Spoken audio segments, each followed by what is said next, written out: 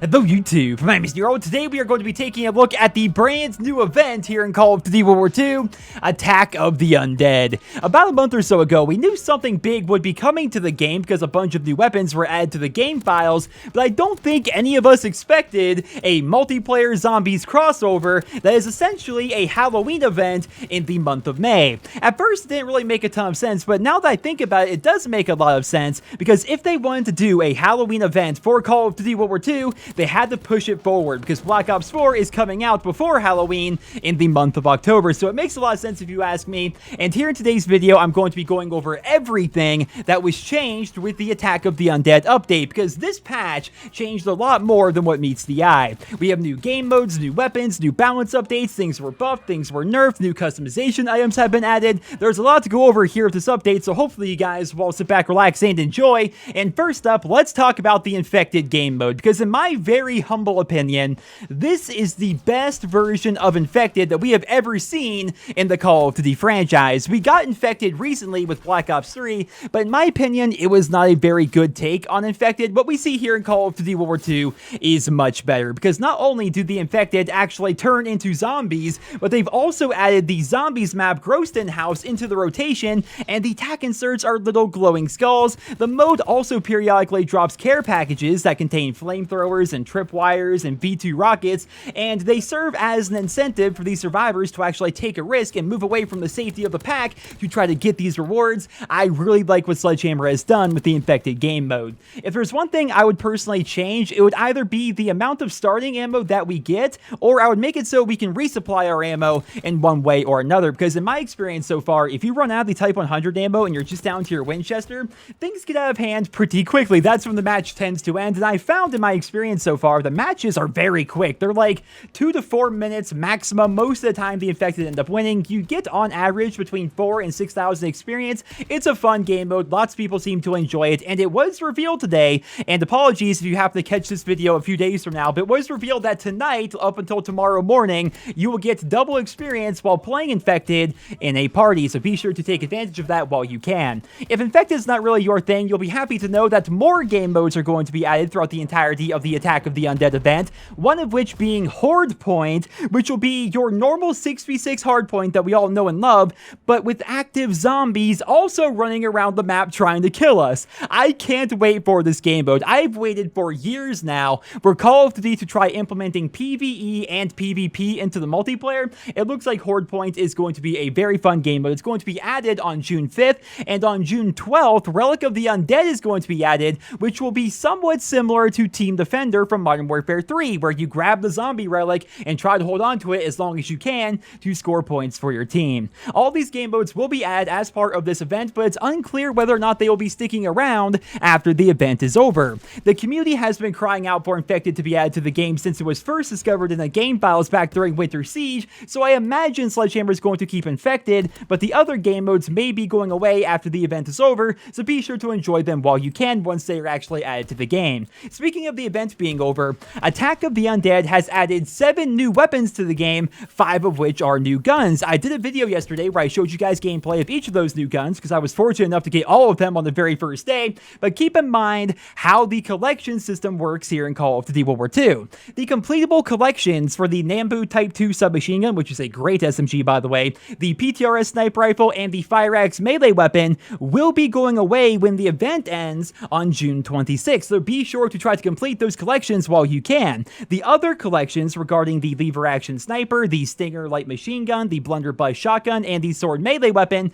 they are all part of Operation Overlord, which means those collections can be completed at any time, even after the event goes away. So if you have to prioritize, focus on getting the Nambu Type 2 submachine gun, the PTRS sniper rifle, and if melee weapons are your thing, the Fire Axe, because those collections will be going away when the event goes away. New weapons aren't the only thing that were added with this event, however, because we have a new swath of character uniforms, emblems, calling cards, weapon charms, and for the first time since the original Black Ops, they have given us face camos. A few of these can only be obtained during the event itself, but the majority of them are part of Operation Overlord, which means they can be obtained at any time, and you can access face camo by going to personalize your division, which means you can put a different face camo on for each one of your classes, which is kind of a nice feature in my opinion. Next up, let's take a look at some balance changes that were made with yesterday's update. Game balance is a never-ending process, which is why Sledgehammer decided to make a ton of changes with yesterday's update, most of which weren't even in the original patch notes. We now have updated patch notes, so let's go ahead and take a look at some of the weapon changes. The GPMG light machine gun now reloads nearly 50% faster than it did previously, which is something we've been asking for since Winter Siege. The Kar98K raise time has been slightly nerfed, but the iron sights attachment on the Kar98K now has less recoil, and it doesn't have the damage reduction that it once had. And for those that don't know, iron sights is now an attachment on every sniper rifle in the game, not just the Kar98K anymore. Aside from that, no real other weapon balance changes were made, even though a lot of fans have been claiming that the FG42 and the bar now fire faster than they did previously. This is likely a placebo effect due to Sledgehammer adjusting the audio, because for those who don't know, with yesterday's update, they adjusted the audio on various weapon actions and motions in the game, which is what's causing people to think that the weapons are performing differently, right? You hop on after the update, you hear the weapon balance changes are taking effect, you start using a gun, it sounds different, and you're doing well with that gun, you assume that something has actually happened, but in reality, all they did was re-add some missing audio to various weapons in the multiplayer. Moving away from weapon balance, let's take a look at some division changes and basic training changes that were made with yesterday's update.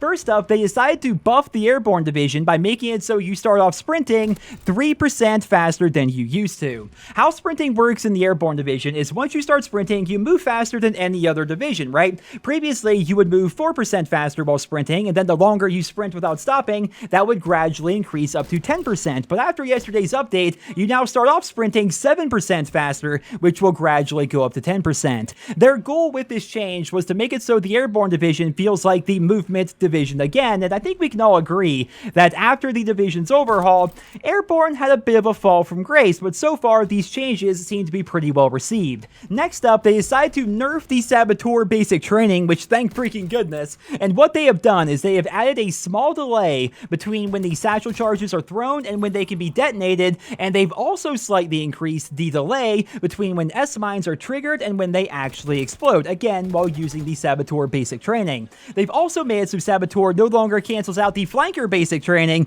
so explosives will hopefully be less of an issue going forward. They've also buffed up the launched basic training by making it so when you're using that basic training, your launchers deal 30% more damage. This shouldn't affect how easy it is to shoot down air support, but it should make it so doing those pesky launcher kill challenges isn't as big of an issue as it used to be.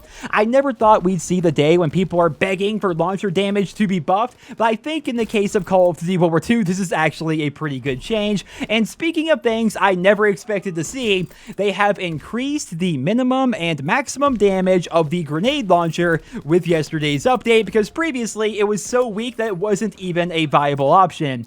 I can honestly say that ever since grenade launchers were added with the Division's overhaul, I haven't died to one once. Like, not even one single time have I run into a guy using a grenade launcher and have it actually kill me. It just hasn't been an issue whatsoever, and maybe now after the update it will be an issue. I suppose time will tell, but it seems like grenade launchers just aren't the very big deal that we thought they were going to be, which is definitely good news for Call of Duty WWII. Some other balance changes: they made it so the bayonet charge now increases your sprint speed by 4%. They made it so the tactical knife attachment now melees 15% faster than normal melee, and the shifty basic training now gives you 2 additional pistol attachments as compared to the 1 that it used to give you. That's pretty much all for weapon balance changes. As always with most updates, they have fixed various glitches and UI problems, and they've also revamped the headquarters to fit the new event. Now, this is completely subjective and personal opinion, but I think this is the coolest looking headquarters that we've received so far, and the biggest change to the headquarters would be the new room they have added next to the anti-air gun, which features 2 large doors on either side.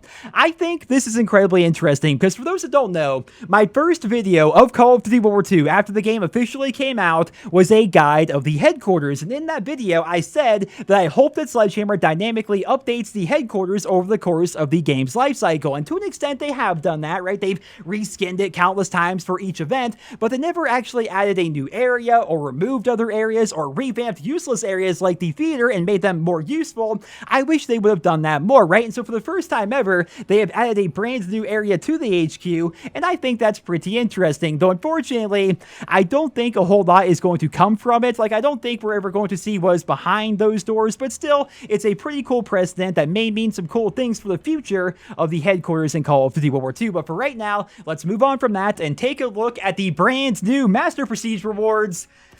That was it. You now get 300 armory credits from your payroll instead of 200 if you are a Master Prestige, which is incredibly lame because all this translates to is an extra 100 to 300 armory credits per day. But Sledgehammer did say that more Master Prestige rewards are on the way, so hopefully they kick it into gear because we've been waiting for these things since Winter Siege and Black Ops 4 comes out in October, so they're kind of running out of time. We've got two more bits of news to cover here in today's video. This is taking much longer than I thought it would. The first one is it looks like they buffed the gold leopard and gold cheetah camos. They are now much more profound and distinct looking than before. And finally, they have added a brand new Call of Duty endowment pack. The new pack is called Fear Not, and it gives you a new camo, 2 new calling cards, 2 new emblems, a new uniform, and a new weapon charm for $4.99. 100% of the proceeds from this personalization pack go towards the Call of Duty endowment, which is a non-profit charity that helps returning veterans